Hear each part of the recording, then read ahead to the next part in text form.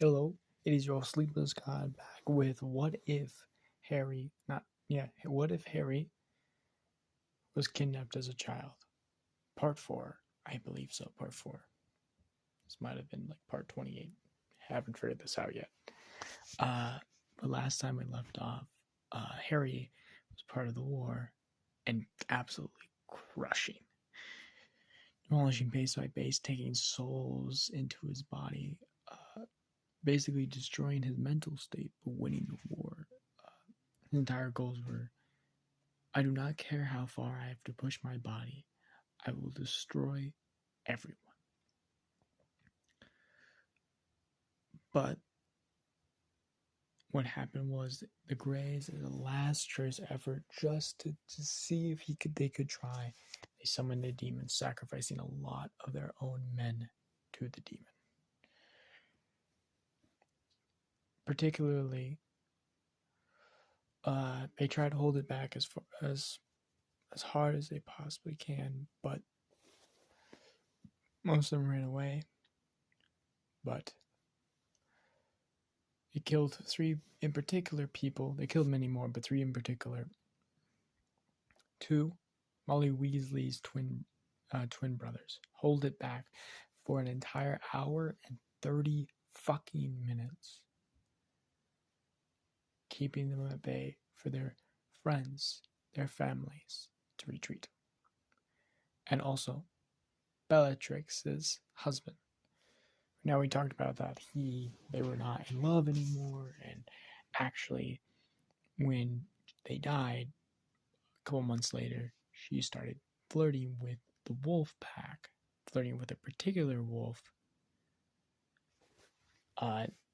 named, I don't know if we named him. I don't think we named him. We'll name him now. Named Marcus. Now Marcus was a scientific experiment done by the Greys and gave him. Now he has lycanthropy. Because of the cure of lycanthropy, the hate has gone away a lot, but there's still fear there. But because of Bellatrix being assigned to the wolf army, because she's animalistic at the highest consent of the word, she got in close to them, especially Marcus. So she was going to divorce her husband anyway, but him dying gave a lot of less troubles down the line. After that, Harry fought him and killed the demon. But having to, because of the strong magic of the demon, not use his magic at all, and rush in blindly with a sword and cut its head off, sucking his soul out of his body, though, before the end. He woke up in a hospital bed, half of his face covered in bandages, his entire arm covered, as his body is 50% burned. But because of all the souls in his body, it heals quickly enough for Albus Dumbledore to make a deal with him, to take care of him, and at 11 years old, bring him to Hogwarts. And that's what happens. And that is where we left off. Let's start the video. Now, Harry and Dumbledore, what they do is very particular to their own set of styles. Number one, Dumbledore does teach him dark arts. I know you're like, well, dark arts, Dumbledore's a light wizard. Why would he teach him dark arts? Defense against the dark arts is literally a fucking class. And Severus is also part of this. But with Harry, not Severus. Severus is somewhere else, teaching someone else a different talent. And Harry's also learning occlumency, Patronuses, even though Patronus is already strong, but he's making them stronger. Defensive magic, dark magic, light magic, and a bunch of other subjects. Dumbledore feels that Harry needs to be prepared for every single one. Also, Harry does go to Ollivander's to get a wand because all the wands that he has are mismatches of what he needs. Because that's why they're breaking. Because he has such magic to it and such not what the wand. Because like he needs a direct, perfect wand for him, and he does. But he has to get a particular wand for himself because of his number one magical nature, his body itself, and how much magic he has. What he was using before this is the Elder Wand, or aka Dumbledore's wand. And it actually came to him because of his magic, how much he has. But Dumbledore has to give him his own. And it's a mix. It is 4.5 inches long. It is the same wood as Harry's wand. Holly, I believe that's holly. Yes, holly. But it's a mixed core. And what I mean by mixed core is it's two chords combined together. It is the Phoenix core that he normally has.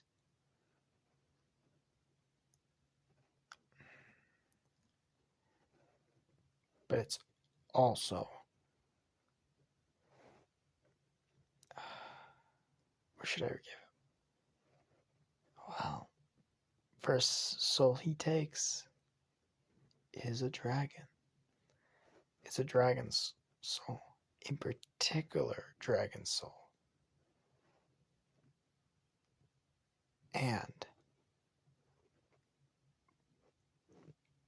it is a lightning dragon. Actually, no, sorry, not lightning. Fire dragon hair mixed with the cores.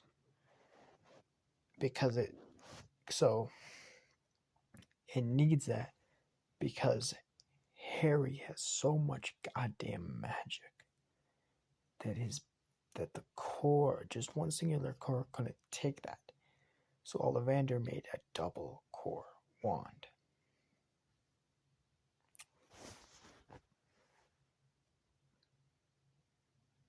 It doesn't explode no more, so he has a permanent wand.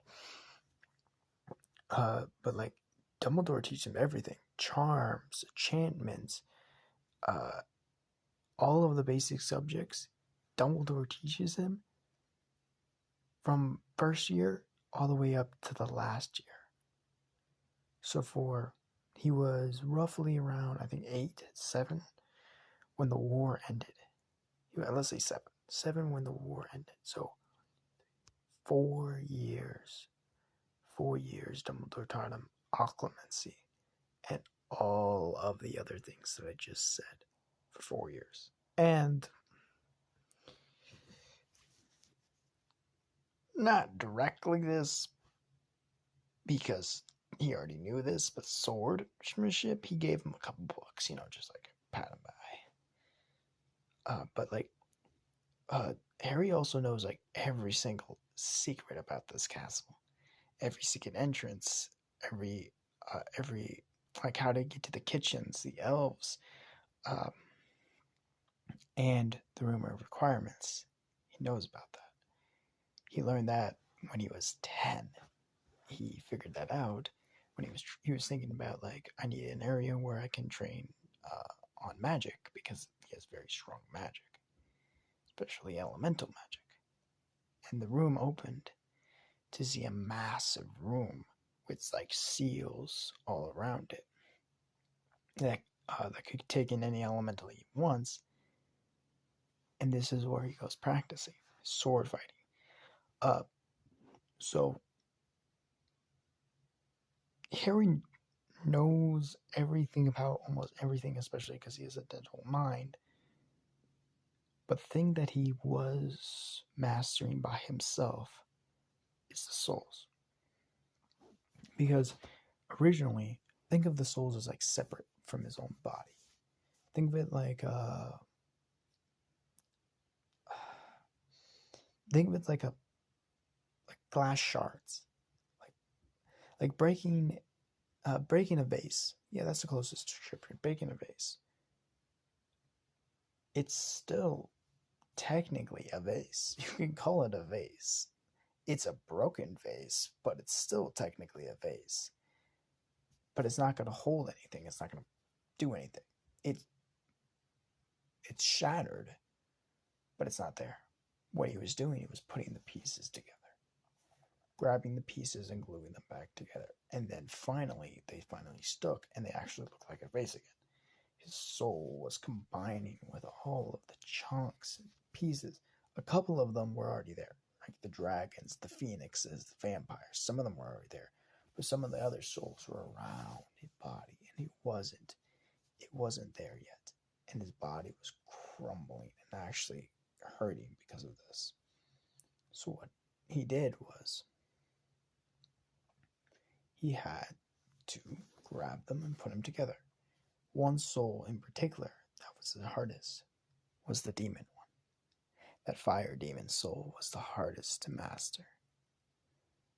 And what happened was, what he had to do is he had to talk to it and learn its name and learn its characters. And he started talking to those, the souls, and he actually got peace.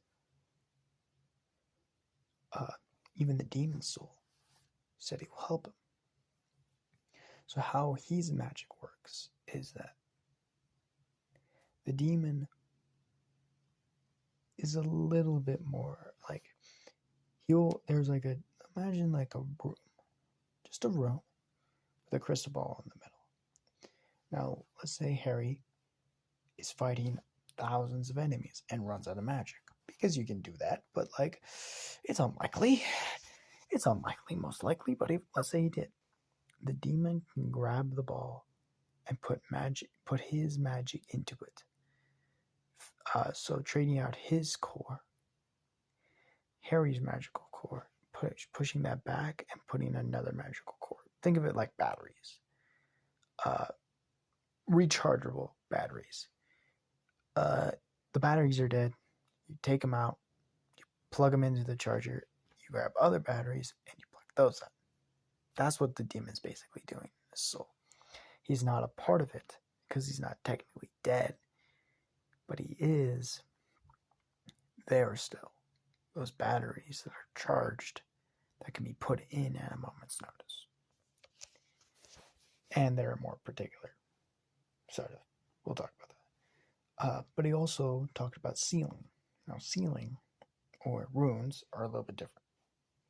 How runes are is how big the rune is how much power you can put in the rune. So, the castle, in particular, if you make that's what the barriers around the castle are. Those are massive runes that can take in magic. There's two different types. There's attack runes, so they hold in nature magic, different types of magic, Avada Kedavras, and then they release it when the master caster says so. And then there's runes like protective runes. Hogwarts is a good description of that. Protection runes can have just protect the person. It can be a physical way.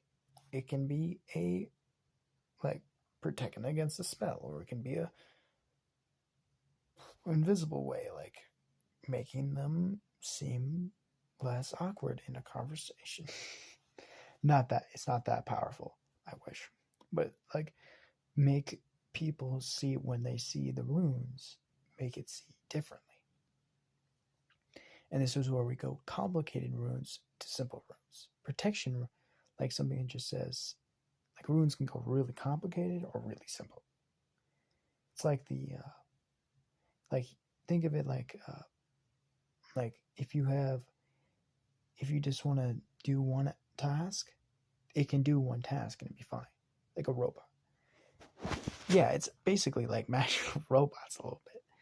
If you want to do a simple task, it can do a simple task and it'll finish it, and then you go. that's just protection. Like, I want to protect against the spell. There we go. Perfect.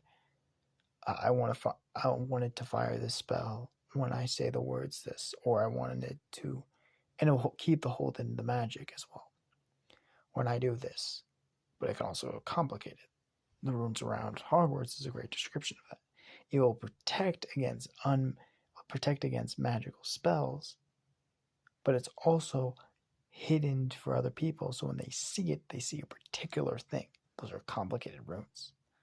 And you can even go more complicated than that. But we're not going to get into that right now. Like, that's why. So he learns about those too, and he can get as complicated as humanly possible. But he realized with all of the souls in his body, and occlumency in particular, that when Dumbledore was teaching him, and he was teaching him way differently than Snape, he was learning how to iron his head. When he got into his memories, there was thousands of them. And most of them were brutal deaths, because he was like burning them or slashing them or something. So Dumbledore taught him a tactic. Even if you, like, with someone like Snape or Voldemort, if someone was trying to breach your mind, and you know you cannot defeat them, instead of just,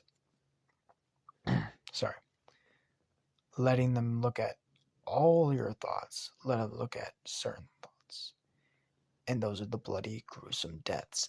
And make it, don't make it like a movie screen. Make it like they're them. So that's what he was practicing with Dumbledore. Because Dumbledore can easily get into Harry's thoughts. But he's mastered enough where not even Snape can probably get into his thoughts. There's only he's really good at occlumency to the point where there's only 2 people in the entire world could probably get into his thoughts, and that's Dumbledore and Voldemort. And those 2 are masters at their craft. But even when Dumbledore did get into his brain, and he could, not with super ease, but he could, Harry would put him into the viewpoint of that person, put him into the mind of that person, that soul. Death every time someone. So even Dumbledore had to get out of his mind, because just the shock of death hitting you over and over and over and over and over again can even draw someone like Dumbledore insane, crazy. But turn into Harry's 11th birthday. Now he has mostly all the things he has, but instead of him having an owl like most, he has a phoenix, Hawks Dumbledore's phoenix is his male owl, sort of. Dumbledore's phoenix's daughter is his male owl, because of circumstances. Hawks has a mate and actually has a kid. There's lore about phoenixes that I am making up now.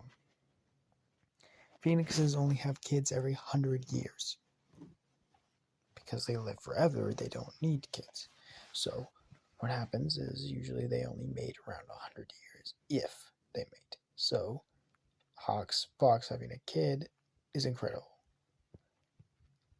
Phoenixes also grow up incredibly fast. The reason for that is because they, when they die, they go back to chick form. So in the few months that they need, they only need 3 months to go back to their full adult form.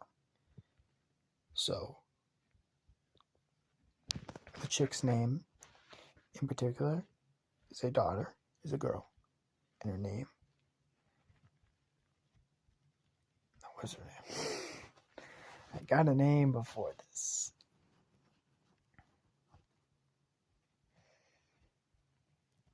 I'm thinking of names, female names in particular. Maria. Her name is Maria. Maria, the Phoenix, delivers his mail. Fuck. It's like, oh, I have a snowy owl. I have a fucking phoenix. Get out of my level, you dumb bitch. He also knows Hagrid. The only two people in the castle, actually there's three people, but like that knows Harry, and knows Harry in particular is Dumbledore, Rugius, Hagrid, and McGonagall. There's only three people, and McGonagall is like his mother figure, telling him to not do this, or if he's going to do this, he's going to be in trouble, and all that other stuff. Hagrid's like his nice uncle, and also like he taught him a lot of things as well with animals that he already kind of knew, but knew more. Like Blastander Scroots. He loves Blastander Scroots. He knows how to take care of Blastander. And also about hippogriffs and hippogriffs? Yeah, about hippogriffs and other creatures. In particular, what's their name? Skeleton horses. The ones that can fly. The ones that, when you see death and you understand it, you can see. Now, Harry already understands death so well because he's seen all of it. He's been to war. So these animals, and I'm sorry I forgot the name, but I'm not going to remember. I will look it up later. Or someone can tell me in the comments. Who knows? These animals respect him, but also fear him because of his smell. They can smell it. That's why they only show themselves to people that have seen death and understood it. They can smell it. They can smell the smell of death on people.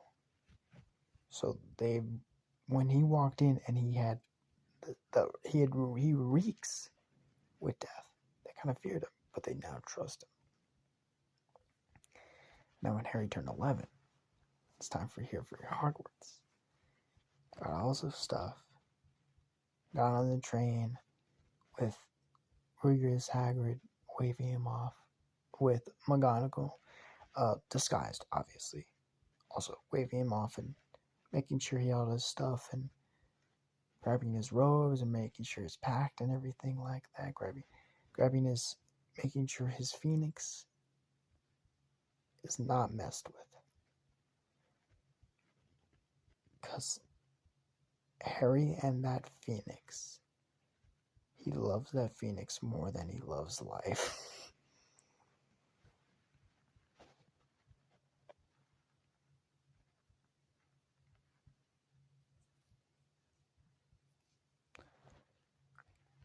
He hops on the train and meets a particular girl, a very smart girl named Hermione Granger. He meets a boy named Neville Longbottom. Now, Neville is still trying to find his toad, but it starts rumbling down the tracks as Hermione's asking Harry some questions. He's answering them, some of them. But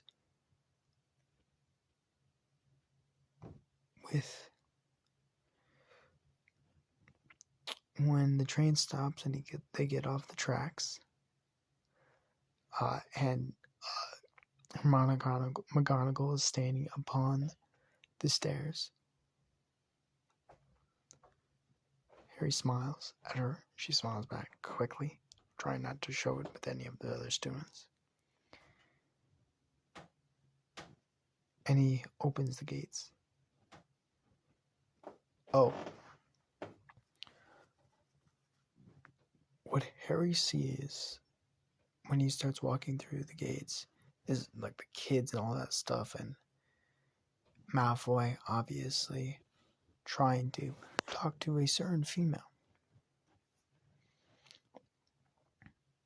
Name's Rose Potter.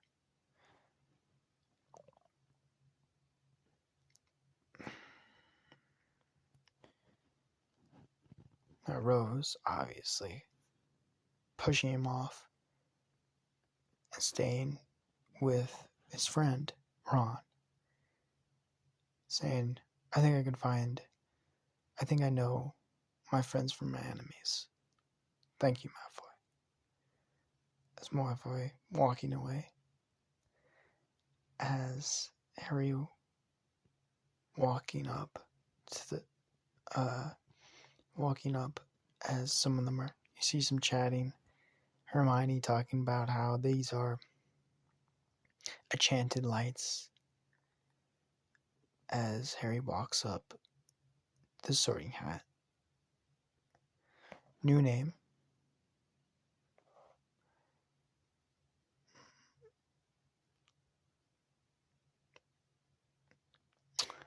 What is his new name? What should his new name be? Well, he has Dumbledore's last name. But his first name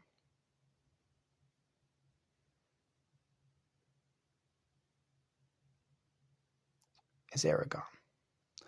Aragon, whatever Dumbledore's last name. Aragon walks up to the stairs. Harry puts the hat on. It has a hat stall. Now, if you don't know what a hat stall is when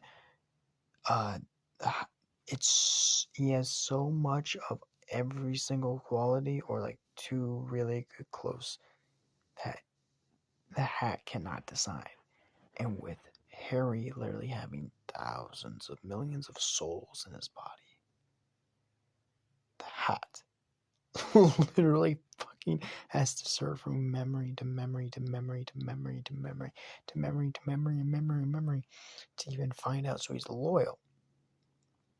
So he's a Hufflepuff, but he's also cunning, smart, Slytherin, but he's also incredibly. He is smart, so he is Ravenclaw, but he's literally fought off armies by himself, and has also protected many people's lives with no. To his all Gryffindor, fighting a demon with a sword, definitely Gryffindor, but like strategizing enough to know how to cut down this demon's head with ease, Slytherin. So he has there's many choices, but they choose the hat finally gets his choice. Slytherin. They choose Slytherin. As he walks over to his table, as he sees the Slytherins always cheering for him, as he sees Dumbledore smiling, and McGonagall kind of wish he was in Gryffindor. As he waits for Rose to come up, as instantly when it's put onto his head, in not even 15 seconds, Gryffindor. As this is where we're going to end it off. Hope you guys enjoyed it. Goodbye.